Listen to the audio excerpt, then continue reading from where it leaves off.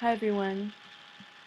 Well, this is really interesting because of a comment and by one will on one of the videos that I made. That person said that you turn the airplane upside down. Okay, so I have the picture right here. Turn it upside down and it will say annihilation, like annihilation. Okay, this is an M here, but the plant is in the way, so we count it as an N. Annihilation. And it turns out that there is a trilogy out now in 2014 called Annihilation, and it's written by Jeff Vandermeer.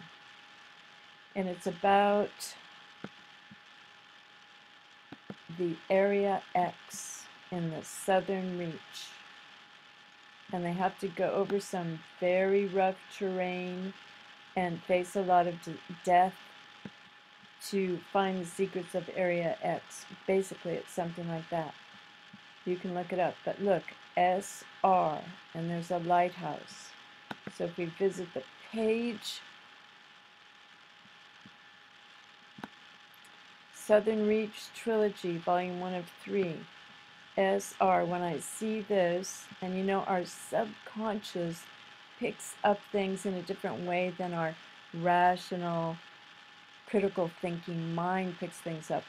When I see this, you know, with the lighthouse, I think of sailor. It's almost like an A here also. Say, sailor. And here's the lighthouse. She needed light to find her way. So, you know, it's all has these weird little connections, but it's still deceptive and contradictory because it's not truth. It's because this is who and what is running this world. For we wrestle not against flesh and blood, but against principalities, against powers, against the rulers of the darkness of this world. And remember, sailor fell into a dark hole out of the sky against spiritual wickedness in high places.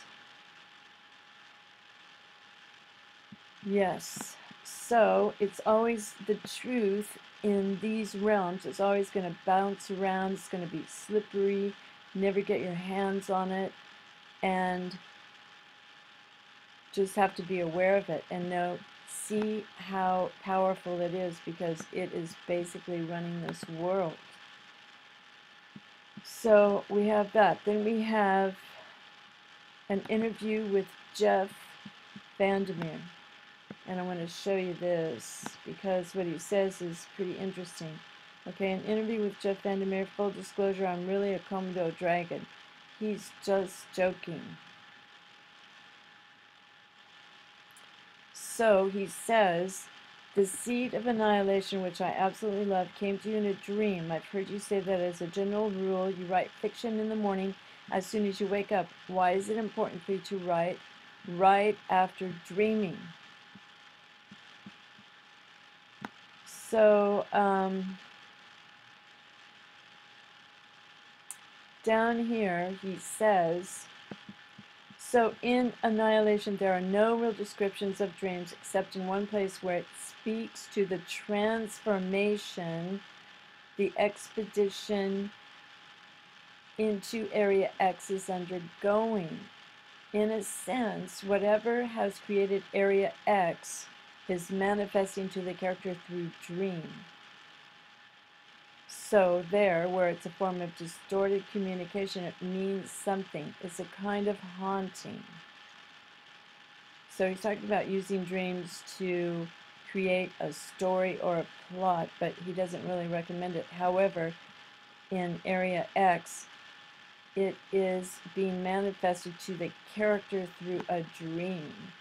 So, you know, we know so little about ourselves and dreams and all those things.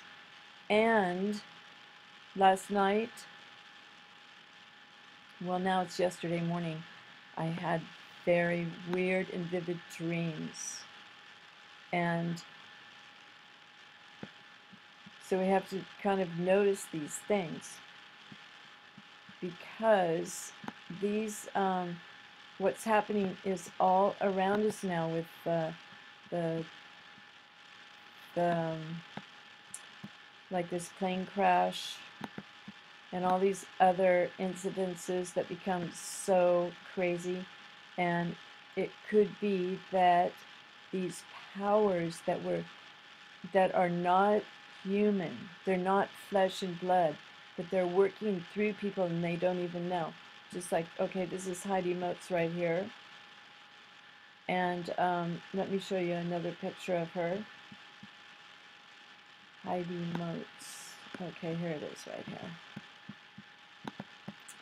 Okay, here she is with CBSI. So there's a lot of pictures of her with this CBSI. And then, as I showed you in another video, she gave a rating to wine on Vivino. Vivino. So have you ever seen a wine label like this? I never really have, with an I. And why did she pick this one? This is the only one that she rated with an I, kind of like CBS. So maybe it's intentional she picked it, or maybe she was subconsciously motivated. And then Vivino is can be like annihilation, because I looked it up on Google Translate. Vivi, no living. So this is from the Italian or Latin. I was just playing around with it. Anyway, there's that. And then soon, the next movie that comes out is Ghost in the Shell, which was the original inspiration for The Matrix. And this is a Japanese anime, maybe you know it, Ghost in the Shell. And it's all about cyborgs, becoming cyborgs, upgrading your mind, like you upgrade a computer. And then it's going to be a film. And okay, that's not exactly where I wanted to go. I wanted to show you this, but you can see it's machine parts here and just one of those kind of things. So it's a remake. I guess it was a movie in 1995, an anime, and Scarlett Johansson will be playing the lead role. And these images, let me get rid of this. These images are, okay, there it is. So it's a manga series. It seems like these manga, Sailor Moon, Ghost in the Shell, are really powerful, have a big influence, and they're being made into movies. And someone has compared Ghost in the Shell scene for scene with The Matrix. And here this person is all plugged into wires. Okay, how about this one? Now look how androgynous. Breasts, but a masculine face. So I wonder if that had an influence on the Wachowski brothers, who are not brothers anymore. They are siblings. They're just called the Wachowskis now, because here they were as brothers, but this one has become Lana. I don't know if you knew that or not, but so before, after. And I did listen to an interview. It was an award speech or some kind of speech by Lana, and it was very, very interesting. So some people say that the Wachowski brothers stole the script of The Matrix from a woman named Sophia Stewart. But how could that be if it came from Ghost in the Shell? I don't know. But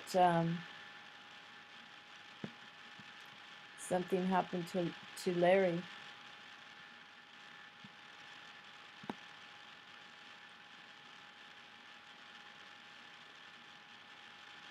So let's see if I have something else I wanted to show you. Oh, well, you know about this. How do we stay safe from this? For we wrestle not against flesh and blood, but against principalities, against powers. Got to remember this. Is there any other book that warns us like this besides the Bible? We wrestle against the rulers of the darkness of this world, against spiritual wickedness in high places. So I think we have to stay close to God. We have to love God with all our heart, all our soul, all our mind, and all our strength. Because if you love God with all your strength, it makes you strong. And it's for our own good, for protection. This is what I believe, because these powers, all of these powers that we're wrestling against that are invisible, they will gladly kill you and steal your mind and lead you astray. So that's the way it is. But this is kind of interesting, and especially interesting is this stuff about the trilogy.